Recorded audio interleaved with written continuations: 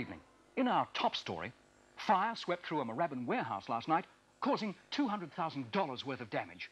Meanwhile, overseas, tornadoes continue to ravage America's southeast. So far, the damage bill is estimated at $18 million. Sure makes that Moorabbin thing look like peanuts, doesn't it? Mind you, neither of them are a patch on last year's Cyclone Andrew, which racked up a whopping 25 mil. Or how about 1989 San Francisco earthquake? A crisp 135 million bucks went down through the fault line with that little effort. Marvellous, marvellous. Anyway, to return to news closer to home. The vigil outside the Department of Administrative Services building siege now enters its 20th day. Our man on the spot is Chuck Scalpel. Are you there, Chuck?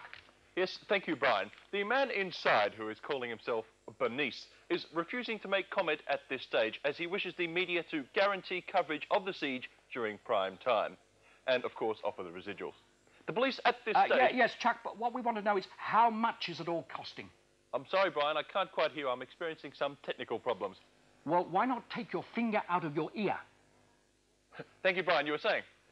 Yes, I was asking how much was it all costing? Well, there's no confirmation of the price at this stage, Brian. However, there are some $7 million involved. 7 million?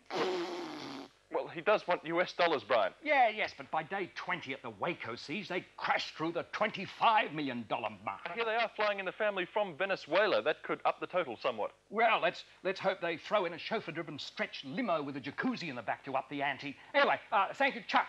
Thank you, Brian. In news, tennis star Silvio Nikorinovich has torn a ligament whilst lifting his prize money of $680,000 into a safety deposit box at the ANY Bank. With doctor's bills expected to top 15 grand, that means that Nikorinovich's net profit this weekend falls short of Jose Melendez at the Paris Grand Prix, who collected $675,000 and the commentary booth. But they're all dwarfed by US boxer Sugar Lips Lemming, who picked up 800 grand clear, even taking into consideration his subsequent nose, chin and eyelid reconstruction. On your Sugar Lips, you're a marvel. And finally, a look at the weather.